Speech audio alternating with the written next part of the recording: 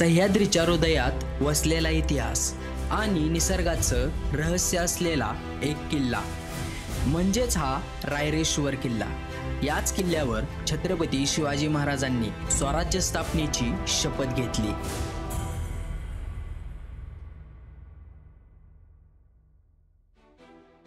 नमस्कार मित्रांनो, मी Rajratna Badekar fact with RB या यूट्यूब चॅनलमध्ये तुमचं स्वागत आहे।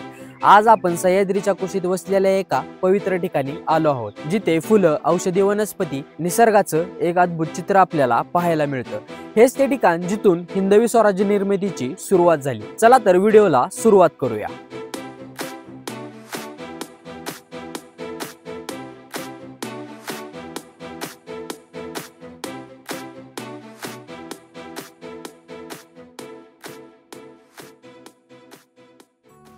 27 एप्रिल 1645 रोजी अवघ्या 16व्या वर्षी छत्रपती शिवाजी महाराजांनी याच रायरेश्वरच्या पठारावरील या रायरेश्वर मंदिरात हिंदवी स्वराज्य स्थापनेची शपथ घेतली आणि इथूनच उभं राहिलं मराठा साम्राज्य।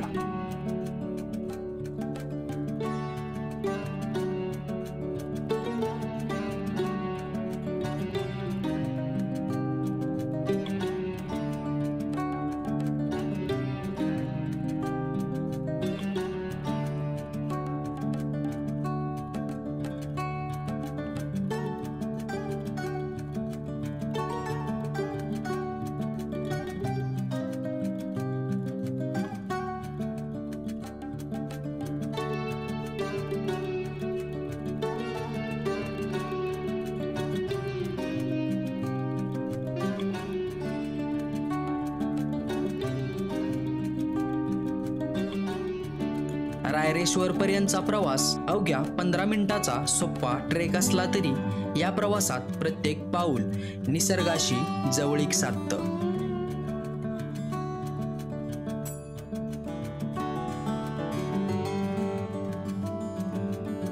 कारवीच्या फुलांनी सजलेला पायवाटेचा मार्ग आणि किल्ल्याच्या माथ्यावर चढताना दिसणारे अद्भुत दृश्य, हे सगळं एक अविस्मरणीय अनुभव घडवतं।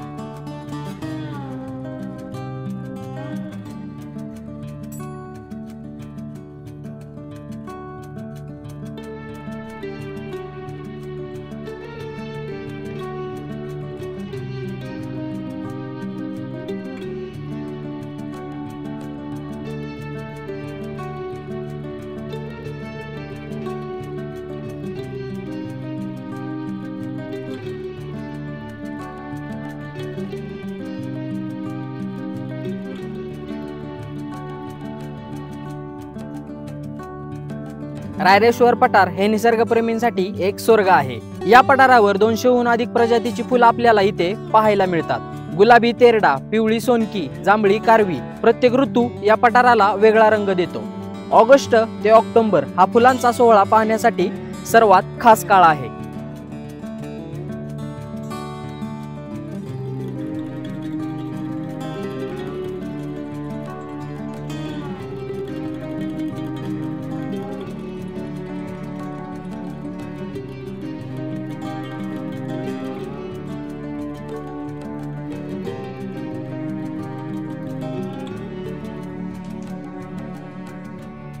याच पठारावरचं आणखीन एक अद्भुत वैशिष्ट्य म्हणजे ही 7 रंगांची माती। पांढरा, लाल, पिवळा, हिरवा, जांभळा, काळा आणि राखाडी हे रंग आपल्याला या मातीमध्ये पाहायला मिळतात। याच मातीच्या शेड्समध्ये कधीकधी 15 ते 20 वेगवेगळे शेड्स आपल्याला पाहायला मिळतात।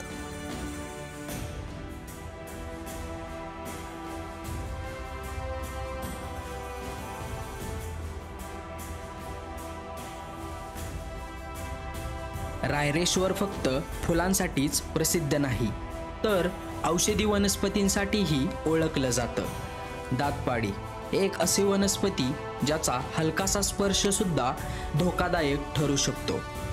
दुधी काटा टोचल्यानंतर त्वरित आराम देणारी ही औषधी वनस्पती। आणि गेळा ज्याच्यापासून कधी काळी नैसर्गिक डिटर्जंट तयार केलं जात होतं। या सर्व वनस्पती गावकऱ्यांच्या दैनंदिन जीवनाचा एक आधारस्तंभ आहेत।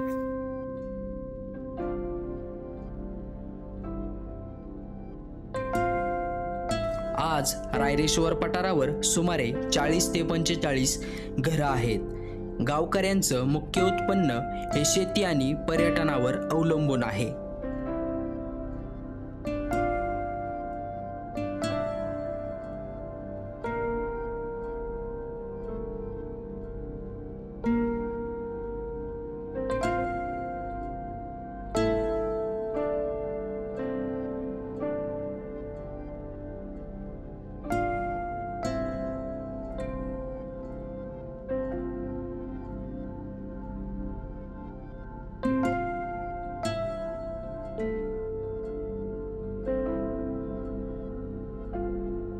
पर्यटकांसाठी साधी आणि मनमोकळी पाहुणचाराची सोय, निसर्गाच्या कुशीतलं हे जीवन हीच त्यांची खरी श्रीमंती आहे। या पठारावर अनेक बेडूक आणि साप आढळतात। प्रामुख्याने खापरखावल्या साप, दिसायला जांभळा, निळसर पण बिनविषारी। बेडूक आणि सापांचं निसर्ग साखळीचं जग आजही इथे जिवंत आहे। रायरेश्वर पठारावरील सर्वात महत्त्वाची वास्तू म्हणजे रायरेश्वर मंदिर। इथेच छत्रपती शिवाजी महाराजांनी स्वराज्य स्थापनेची प्रतिज्ञा घेतली। या मंदिरात पाऊल टाकताच शब्द हरवतात, मनात फक्त स्वराज्याचा इतिहास घुमू लागतो।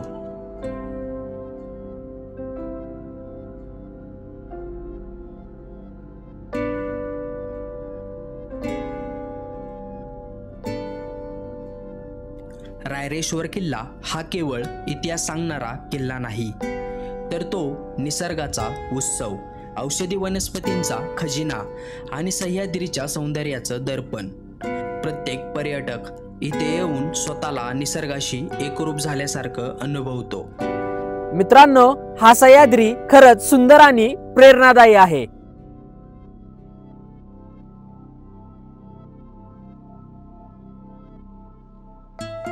या रायरेश्वरच्या पठारावर निसर्ग भुलतो, इतिहास जिवंत होतो आणि मनाला नवचैतन्य मिळतं। छत्रपती शिवाजी महाराजांच्या शपथभूमीपासून ते गावकऱ्यांच्या साध्या आयुष्यापर्यंत या पठाराचा प्रत्येक कोपरा प्रेरणादायी आहे। मित्रांनो, तुम्हाला जर हा व्हिडिओ आवडला असेल तर व्हिडिओला लाईक, शेअर आणि कमेंट करा आणि अशाच माहितीसाठी आपल्या फॅक्ट विथ आरबी या यूट्यूब चॅनलला सबस्क्राईब करा। पुन्हा भेटूया एका नव्या प्रवासात।